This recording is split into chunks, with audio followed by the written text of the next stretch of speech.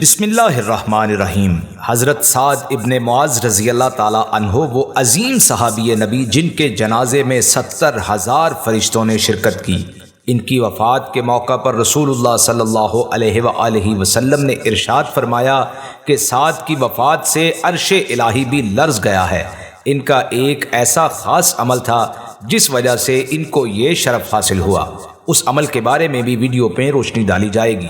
ان کا نام ابو عمرو سعد بن معاذ تھا اور سید الاوس لقب تھا۔ قبیلہ اشہل کے سردار تھے۔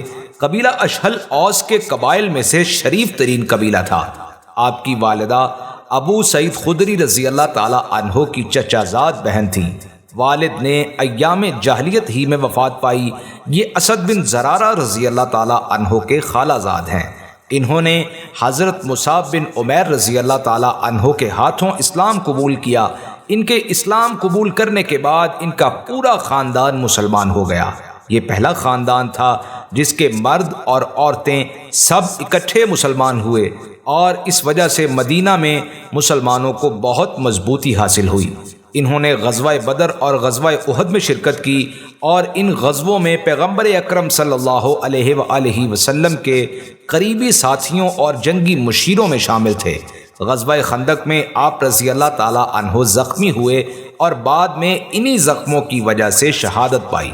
سعد ابن معاذ رضی اللہ تعالی عنہ نے اسلام لانے کے بعد اسید بن حضیر رضی اللہ تعالی عنہ کے ساتھ مل کر بنی عبد الاشہل کے سارے بتوں کو توڑ ڈالا۔ پیغمبر اکرم صلی اللہ علیہ وآلہ وسلم کی مدینہ ہجرت کے بعد رسول اللہ صلی اللہ علیہ وآلہ وسلم نے سعد ابن معاذ اور ابو عبیدہ جراح رضی اللہ تعالی عنہ جو کہ مہاجرین میں سے تھے، ان کے درمیان عقد اخوت قائم فرمایا۔ غزوہ بدر میں قبیلہ اوس کا علم ان کے ہاتھ میں تھا۔ اس غزوہ میں انہوں نے پیغمبر اکرم صلی اللہ علیہ وآلہ وسلم کے لیے ایک سایبان بنایا تاکہ آپ وہاں بیٹھ کر جنگ کی نگرانی کر سکیں۔ انہوں نے دوسرے مسلمان سپاہیوں کے ساتھ میدان جنگ میں حصہ لیا۔ جب بھی قریش کی طرف سے عمومی حملہ شروع ہوتا تو وہ حضرت علی علیہ السلام اور دیگر صحابہ کے ساتھ پیغمبر اکرم صلی اللہ علیہ وآلہ وسلم کا دفاع کرتے، اور عین اسی حالت میں اسلام کی تبلیغ کے سلسلے میں واعظ و نصیحت بھی کیا کرتے تھے۔ اس غزوہ میں پیغمبر اکرم صلی اللہ علیہ وآلہ وسلم نے 2 دفعہ سعد ابن معاذ رضی اللہ تعالی عنہ کی تعریف اور ان کے حق میں دعا فرمائی۔ جنگ سے واپسی پر وہ پیغمبر اکرم صلی اللہ علیہ وآلہ وسلم کی سواری کی لگام تھامے پیدل جا رہے تھے۔ انہوں نے غزوہ احد میں بھی حصہ لیا، اور اس غزوہ میں ان کے بھائی بھی شہید ہو گئے۔ غزوہ خندق کی گھمسان لڑائی میں مدینہ کا ایک یہودی قبیلہ بنی قریظہ مسلمانوں کے ساتھ اپنا میثاق ختم کر کے مسلمانوں کے خلاف لڑا۔ لڑائی میں اس قبیلے کو شکست ہوئی۔ جب یہ قبیلہ مسلمانوں کے محاصرے میں آ گیا اور مسلمانوں کے ساتھ مقابلہ کرنے کی ہمت نہ رہی تو انہوں نے سعد بن معاذ رضی اللہ تعالی عنہ کی ثالثی کو قبول کیا۔ سعد بن معاذ رضی اللہ تعالی عنہ زخمی اور بیمار ہونے کے باوجود بنی قریظہ کی طرف چلے گئے۔ اس معاملے میں اپنے قبیلے کی مرضی کے برخلاف فیصلہ سنایا جو بنی قریظہ کا ہم پیمان تھا۔ انہوں نے ان کے مردوں کو قتل کرنے، ان کے مال کو ضبط کرنے اور ان کے بیوی بچوں کو قیدی بنانے کا حکم سنایا۔ جب پیغمبر اکرم صلی اللہ علیہ وآلہ وسلم کو اس بات کا علم ہوا تو آپ صلی اللہ علیہ وآلہ وسلم نے فرمایا، تم نے ان کے بارے میں صحیح حکم سنایا۔ خدا اور اس کے رسول کا حکم بھی ان کے متعلق یہی ہے۔ سن 5 ہجری غزوہ خندق میں مسلمان سپاہیوں میں سے 5 افراد شہید ہو گئے۔ سعد ابن معاذ رضی اللہ تعالی عنہ بھی اس جنگ میں شدید زخمی ہو گئے تھے۔ زخمی ہونے کے بعد انہیں مدینہ لایا گیا، اور ابن سعد کے بقول جیسے ہی پیغمبر اکرم صلی اللہ علیہ وآلہ وسلم نے سعد رضی اللہ تعالی عنہ کو دیکھا تو فرمایا، اٹھو اور اپنے سردار کو گھوڑے سے نیچے اتارو۔ اس کے بعد آپ صلی اللہ علیہ وآلہ وسلم نے مسجد نبوی کے ساتھ ایک خیمہ نصب کروا کر سعد رضی اللہ تعالی عنہ کا علاج شروع کروایا، لیکن یہ معالجہ مؤثر واقعہ نہیں ہوا۔ یوں کچھ مدت بعد سعد ابن معاذ رضی اللہ تعالی عنہ شہادت پا گئے۔ وفات کے وقت ان کی عمر 37 سال تھی۔ پیغمبر اکرم صلی اللہ علیہ وآلہ وسلم نے خدا کے ہاں ان کے مقام و منزلت کے بارے میں فرمایا کہ سعد بن معاذ رضی اللہ تعالی عنہ کی موت سے عرش الہی کو زلزلہ آ گیا۔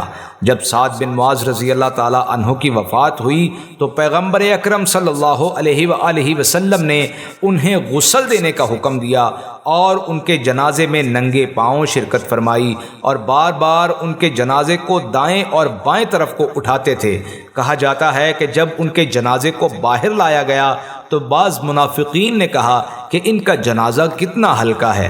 اس پر پیغمبر اکرم صلی اللہ علیہ وآلہ وسلم نے فرمایا 70,000 فرشتے ان کے جنازے میں شرکت کرنے اور ان کا جنازہ اٹھانے کے لیے زمین پر آ گئے ہیں، جبکہ اس سے پہلے اتنی کثیر تعداد میں فرشتے زمین پر نہیں آئے تھے۔ اسی طرح ایک حدیث میں امام صادق علیہ السلام فرماتے ہیں پیغمبر اکرم صلی اللہ علیہ وآلہ وسلم نے سعد کی نماز جنازہ پڑھائی۔ اس وقت جبریل علیہ السلام کو دیکھا کہ فرشتوں کی کثیر تعداد کے ساتھ ان کی نماز جنازہ پڑھ رہے تھے۔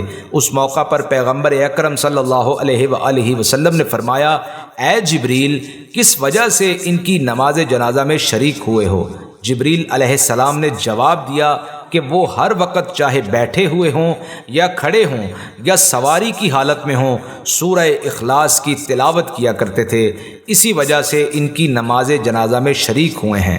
ان کو دفن کر کے واپس ہوئے تو سرور کائنات صلی اللہ علیہ وآلہ وسلم نہایت مغموم تھے، ریش مبارک ہاتھ میں تھی اور اس پر مسلسل آنسو گر رہے تھے۔ حضرت سعد ابن معاذ رضی اللہ تعالی عنہ کی وفات تاریخ اسلام کا غیر معمولی واقعہ ہے۔ حضرت عائشہ رضی اللہ تعالی عنہا کے معاملے میں جب حضرت صلی اللہ علیہ وآلہ وسلم نے فرمایا کہ اس دشمن خدا ابن ابی نے مجھے سخت تکلیف دی ہے، تم میں کوئی اس کا تدارک کر سکتا ہے؟ تو سب سے پہلے انہوں نے اٹھ کر کہا تھا کہ قبیلہ اوس کا آدمی ہو تو مجھ کو بتائیے، میں ابھی گردن مارنے کا حکم دیتا ہوں۔ اخلاقی حیثیت سے بھی سعد ابن معاذ رضی اللہ تعالی عنہ بڑے درجے کے انسان تھے۔ عائشہ صدیقہ رضی اللہ تعالی عنہ فرماتی ہیں رسول اللہ صلی اللہ علیہ وآلہ وسلم کے بعد سب سے بڑھ کر عبد الاشہل کے 3 آدمی تھے، سعد بن معاذ، اسید بن حضیر اور عبادہ بن بشر رضی اللہ تعالی عنہ۔ وہ خود کہتے ہیں کہ یوں تو میں ایک معمولی آدمی ہوں، لیکن 3 چیزوں میں جس رتبے تک پہنچنا چاہیے پہنچ چکا ہوں۔ پہلی بات یہ ہے کہ رسول اللہ صلی اللہ علیہ وآلہ وسلم سے جو حدیث سنتا ہوں اس کے من جانب اللہ ہونے کا یقین رکھتا ہوں۔ دوسرا، نماز میں کسی طرف خیال نہیں کرتا۔ تیسرا، جنازے کے ساتھ رہتا ہوں تو منکر نکیر کے سوالات کی فکر دامن گیر رہتی ہے۔ سبحان اللہ، سبحان اللہ۔ اللہ پاک سے دعا ہے کہ اللہ تعالیٰ اپنے پیارے نبی علیہ الصلاۃ والسلام کے پیارے اصحاب کا صدقہ ہمارا خاتمہ ایمان پہ فرمائے۔ آمین ثم آمین۔